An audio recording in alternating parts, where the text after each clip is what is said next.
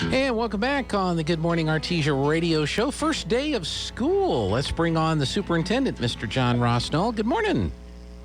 Good morning, Gene. How's it going? Hey, we're doing great. You're out and about. How are things looking? I am, yes. How are things looking out there? Well, things are looking congested traffic-wise. I was at the corner of Grand and 13th, and at the intersection of Main and 13th, and those stoplights have cars backed up a long way. So it's exciting to see people out and about this morning and kids showing up at school. We've really been looking forward to today. That's right. And there have been a few changes in drop-off points and bus points at a couple of the schools. Is it Yucca where one of the biggest improvements was made? Well, Yucca and Roselawn. Okay. So at Yucca, as part of the addition that we did at Yucca, a drop-off lane was added, and so there's now one on the north side of the school and the south side of the school to separate buses and parents that are dropping off or picking up their kids. And similarly at Roselawn, on the west side of Roselawn, out at the back of their playground, we added a bus lane back there, and so again, just to separate those areas and just as safety measures, and so appreciate the contractors and Mr. Phipps and Mr. Simer staying on top of that to get that done, and those principals just paying attention and making recommendations for improvements each school year. And I think it's a good idea too. People tend to they look at the speed limit signs as suggestions and not what they are intended to be. So folks just slow down around school zones and things like that. It'll be very, very helpful for everybody. Absolutely. We appreciate it, and we just ask for a little patience with those that are welcoming your kids to school in those drop-off zones this morning as people get in the routine and get organized and get going with this school year. Hey, I want to ask you, at the school board meeting on Monday night, the board was presented with some information on a new building, some expansion and construction plans that you have for the schools. You want to kind of share that, because that was pretty exciting news that was presented. Absolutely, Gene, and it's, we're still in the beginning stages of this project, and it's going to take several years to accomplish this goal, and collaboration between the district and our community. But we are getting plans organized, and we've been working with our architects about the last year, just getting some design in place and a starting point. And so, yes, sir, we're looking at it would be called Career Centers at Artesia High School. And the plans as they are right now would be a 3-phase approach with the new building where the current tennis courts are at Artesia High School, with phase 2 being tearing down the current annex and rebuilding a structure there. And then the third phase would be remodeling the current trades building, which is where auto mechanics and art and wood shop are, with the intentions of being able to offer a more robust career and technical education program for the students of Artesia, as we know that while we know the value of a college education, we also know the value of those students being prepared for a trade to go enter the workforce upon leaving high school, or getting some additional certification at a trade school or at a community college, whatever meets their interests, and we really want that to help meet our community's needs for the workforce as well. Yeah, no, that's pretty exciting. I guess the tennis court need has been kind of replaced by the tennis courts out at the Mac Chase complex, so that was a logical place, I guess, to add another building. It seems to be a good use of that space, yes, sir. But lots of discussion to come regarding that, and lots of planning and preparation to do. As I said, that's a multi-year a multi-year project and a goal that we have, and so we'll be working through that and talking more with you guys and with our community as we move forward. Oh, that's pretty exciting. That looked fantastic, and I hope that the support is there for that program. I'm sure the business or the industry, I'm sure they've been a part of these discussions, and I'm sure they're real excited about the prospect of homegrown folks that come out of school that have a beginning of the skills that they're going to need to fill some of the jobs that we have right here. And maybe we can keep some of these kids from just leaving New Mexico and never coming back.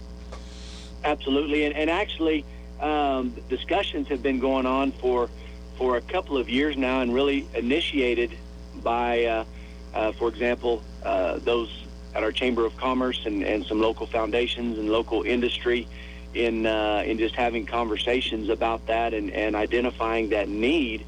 And so some preliminary conversations have been had, like I said, for really the last couple of years, with much more to come. Yeah.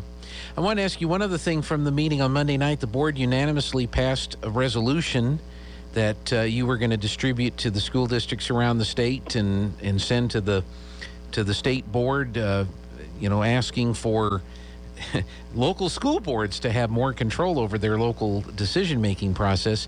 Have you started to... Yeah, that was unanimously approved by the board, and you want to talk a little bit about that resolution?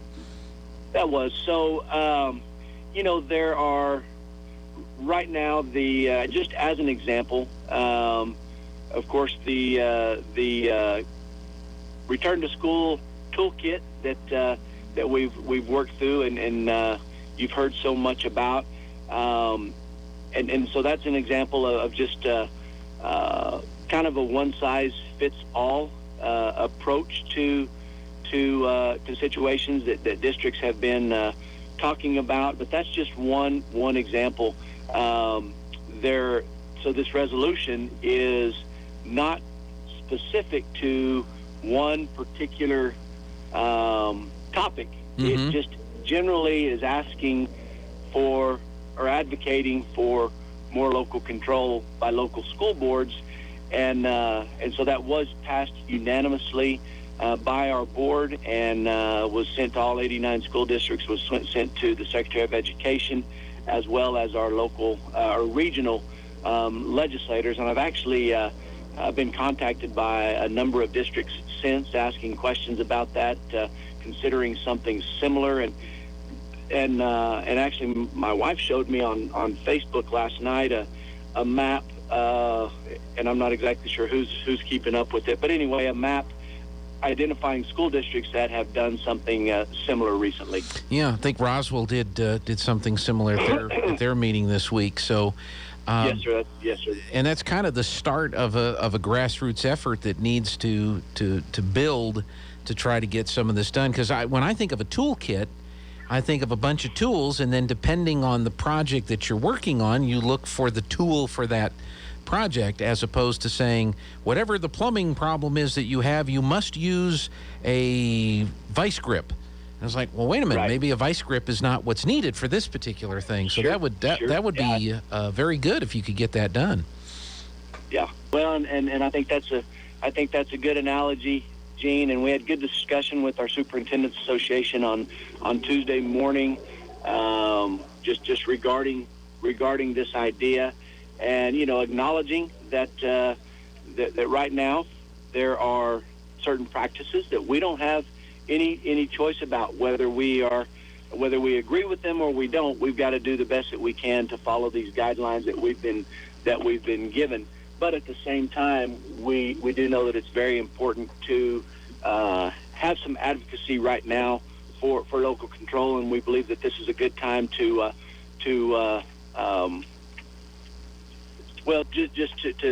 participate in that and to get that word out there. Yeah. Well, that's fantastic. How about you had, 40 new employees, teachers and employees? If we could find one more, we'd be right at 50. Okay. And so it has been a busy hiring season, and we have brought on some fantastic people from right here in Artesia, and others from all over our country with a variety of experiences. And that's not just teachers, but cafeteria workers and custodians and educational assistants and just all of those that it takes to have a great school year. And so while it's been busy, it's been very rewarding also, and we're pretty close to having all of our positions filled. As of yesterday, we even hired a couple of folks yesterday. We were able to add a social worker to the district, which is much needed, especially as students, returning for in-person learning and the need for social and emotional support for their emotional well-being. So we're very excited, and this person is a very experienced social worker, and so we're glad to get her on board. And then also recently, we were able to fill our welding and FFA advisor position at Artesia High School, and you were talking about our career and technical education. We have a fantastic welding shop that we partnered with the local foundation on a couple of years ago to remodel, and so we're really excited to be able to staff that and have that ready to go this school year. Fantastic. Got a little over a minute left. Is there anything else you'd like to share with us today? Well, just want to tell all of our staff, tell all of our community, thank you for their support. It's so exciting to see kids coming to school. It's in spite of the traffic jams. It's exciting to see all these vehicles out here bringing their kids to school, and we appreciate the trust of our community, and we look forward to partnering with them to have a great school year. First day of school is today, so be careful when you're out there, and good luck. I'm sure it's going to be a great year. Superintendent John Ross Null, thank you so much for your time. We appreciate it. Thanks. All right. We'll talk to you later. All right, Superintendent John Ross Null, and he's out and about checking things to make sure this first day of school is a good first day of school. Gosh, what have we done already? We've had a school lunch menu this hour. We've had a chat with the new football coach. We've had a chat with the superintendent. We got the kiddos going back to school. Well, that's a good thing. It's a good thing. This is KSVP Artesia.